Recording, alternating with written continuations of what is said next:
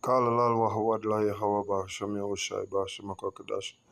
I will honors to the apostles and elders of great millstone that rule and teach well. Peace and salutations to the brothers on the four corners of this earth, pushing this word in truth and in sincerity, and by the Manatas accent shalom.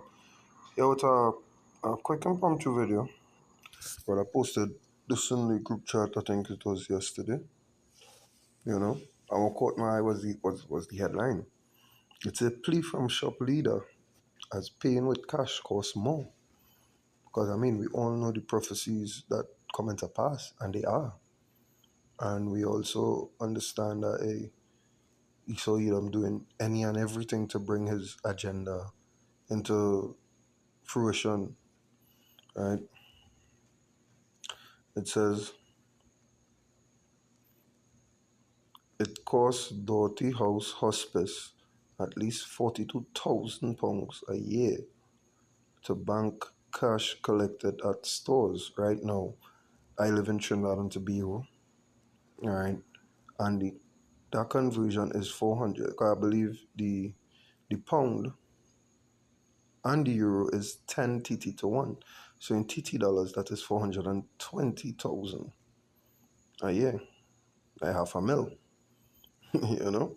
So it is expensive. It says charity shop leaders are urging customers to use card payments to reduce the high cost of processing cash. Doughty House Hospice, which offers free palliative and end-of-life care, said it costs about 42,000 annually to process cash handed it at its 30 charity shops across Wiltshire and Somerset. So, okay. Banks have raised the cost of processing coins and notes in recent years and amid declining demand. So, okay.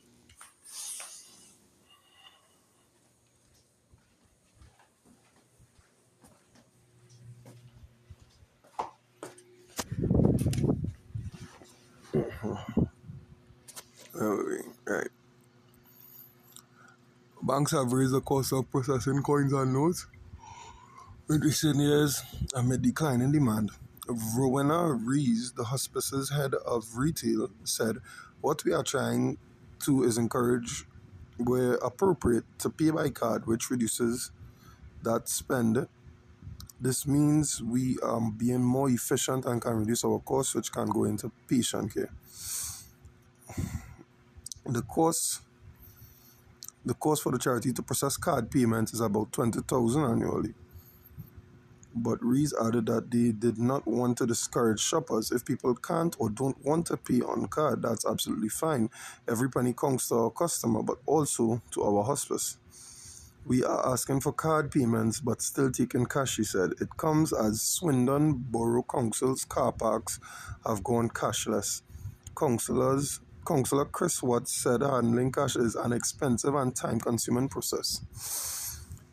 Leaders at Doughty House said it was important to save as much money as possible as they struggle with rising costs, national insurance and minimum wage hikes, as well as a decrease in government funding, have meant that between 2022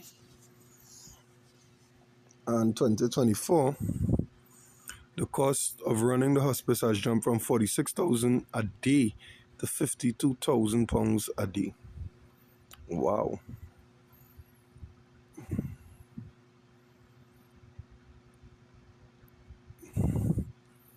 I believe that is it on the article. Yeah. So we see right here now, using the paper fiat currency is becoming a bit, not even a bit, fucking redundant. Right? It's becoming extremely redundant to use cash. And who is making it so? The heads, the elites, the 1%ers, the ones in control. Right? The rulers of darkness of this world, in order to what? In order to bring across their agenda, yo. Let me get Psalm 64 and verse 6. Because, like, the precept itself it's so deep because it's so applicable to everything that's going on now.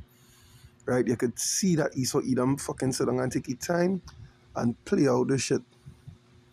ball by ball. Um, we'll start from 5. It says, they encourage themselves in an evil matter. The commune of laying snares privily. They say, who shall see them, and is a snare. A digital, you know what I mean? Because first you go be card, and then obviously you go like out of Apple Pay and Google Pay, I believe, or whatever it's called. You know, on your phone. So they go be cardless just now. So you go be your phone, and then the next thing you know is your fucking hand on your head. All right, that is the MOTB. You know. So they do oh my goodness, I forget the term. I think it's a gym term where it's not progressive overload, but it's something progression. The word escaping me right now, Slack, yeah. Right? It's where you just build up now. You know, you take your time and you build up. So like you take your time, you go from 5 pounds to 10 to 15, you know. But is it progressive overload? I could be mixing it up. Nevertheless. You dig? So gradualism is our next word, right? Gradually they bringing it in slowly but surely. But hey, they bringing it in nonetheless. All right, when you think is peace and safety, and we go get a precept after, because it says impromptu, this is just why we come to the spirit. All right, it says they search out iniquities, they accomplish a diligent search, put the inward thought of every one of them, and the heart is deep. The inward thought, you know what I mean? They accomplish a diligent search because they don't plan this shit. I'm gonna be fucking 18, 90 years ago. How 18, 90 years ahead or down the line will end up, how we go preserve we standing on the planet. You know what I mean? On the earth. That is how they thinking. Because they have the wealth of knowledge and they're using it. The wealth of knowledge being who are the true Hebrews, the power that they would wield if they go back to the heritage. Why they dumbing them down, pack all of them in slums, get them things to eliminate their own selves, get them things to dumb down their senses, can make the food basically degenerate them slowly but surely as well. Because it's an inside out thing. But like, well, you're not understanding the depth of the precept. It says they search out iniquities, compound sins, Like when iniquity is compounded sin. All right, they accomplish a diligent search. They accomplish it. They didn't say they try and fail it. They accomplish it. They know. I believe it's either 2006 or 2016 where this man Jobs went to it's Harvard, I believe, or Yale, one of the big dog universities over there, and he was like, if we do well in healthcare, if we do well in healthcare and vaccination, we could decrease the world population by 30% or something like that. And if we do well in healthcare, why it have less people on the earth? And this was 2016, we know in 2026, that's 10 years later. And look at how much people passed in the vid, in the 1-9er, right? And look at how much people passing now from the juice that they give you to combat the 1-9er. So we could see that, hey, this shit wasn't that, hey, let me do this today. No, this was planned. Gradually, the build up. You understand? They say, hey, porn a mass, boom, you fucking got a lung infection. Get pneumonia, you're dead. You dig? So everything they're using to try to combat the fucking chaos they created, answering or basically accomplishing their agenda, or adding to the accomplishment of their agenda rather. Right?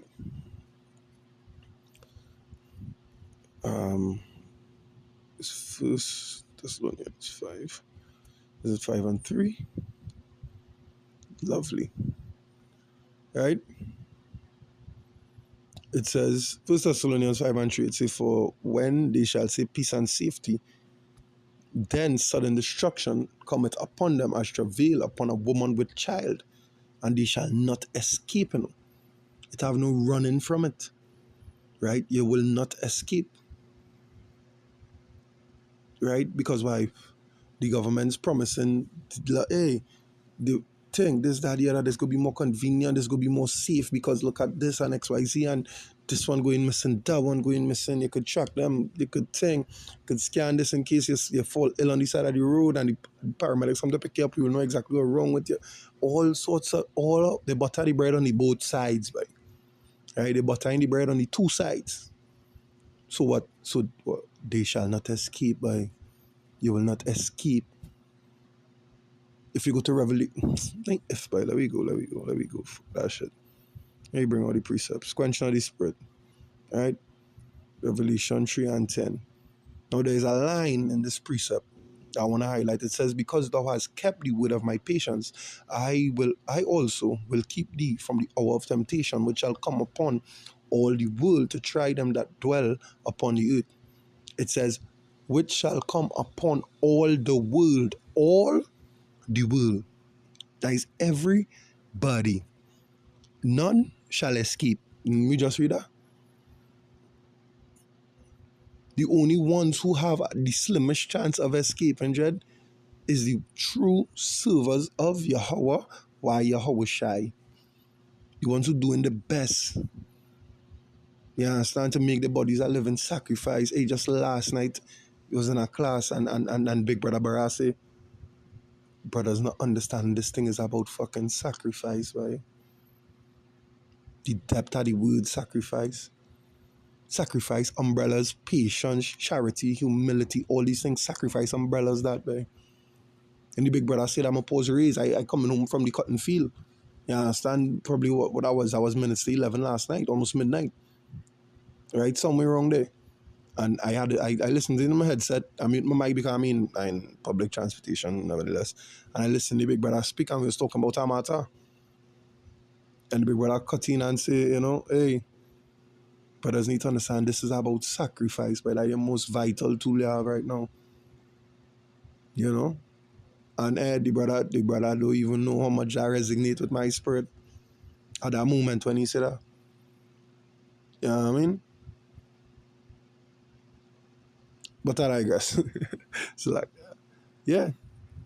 So back there they say it will come upon all the world. Right? And you go to the favorite. Revelation 12 and 12. Therefore rejoice ye heavens and ye that dwell in them. Woe to the inhabitants of the earth and of the sea, for the devil is come down unto you having great wrath, because he knoweth that he had but a short time. As I say, he had the wealth and knowledge as well, He saw Edom had the wealth and knowledge. You think he don't know the angels black? So like, I'm gonna use the word black, dark skinned. However you wanna fucking slice it, bro. Right? You think he don't know the true,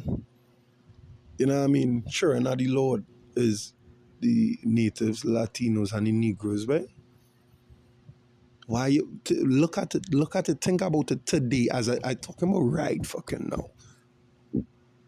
At this moment, at this very moment, at what's the time here? Slovakia, 8:23 p.m. Thursday night. Who are the most, I want to say, oppressed sects of people of the modern day, of today? Right? The Negroes, the Latinos, and the Native Indians, right? We are the most degenerate of people by our forefathers, our grandparents would say that by me being the age I am at, right? I just look down on the younger generation, the children in school uniform. So, when they're on the priority bus route waiting for the maxi taxis to take them to the designated homes or whatever, I just watch all this going on and I just feel disappointed in humanity, Jed.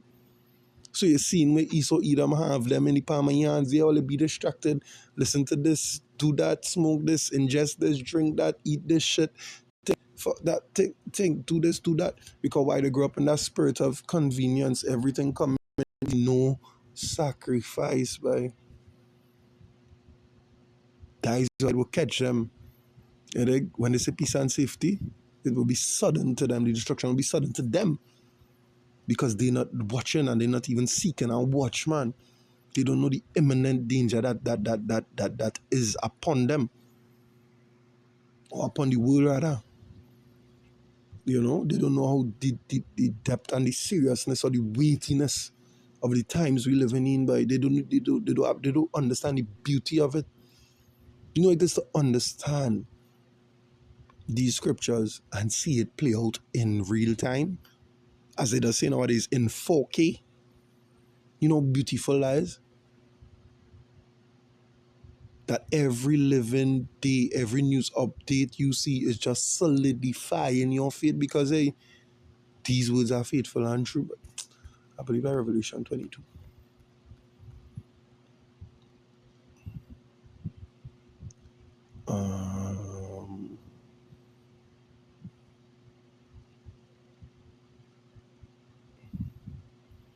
You see that keep the sayings of this prophecies of this book.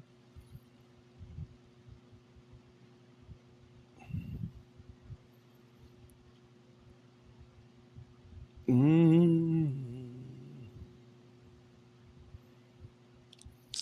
gonna just type it in here. Slack, faithful and true. Revelation 22 goes on to talk about, bless you read the keep the commandments of the Son, so on and so forth. That is why.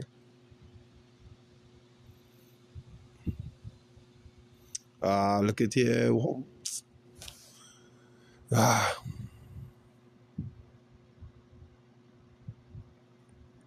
Revelation 21, no, Salakia 21, Salakia 21. And 5. It says, and he that sat upon the throne said, behold, I make all things new. And he said unto me, write, for these words are true and faithful. You understand? These words are true and faithful by they come to pass, and where it come to pass will come to pass. Habakkuk 2. Habakkuk 2.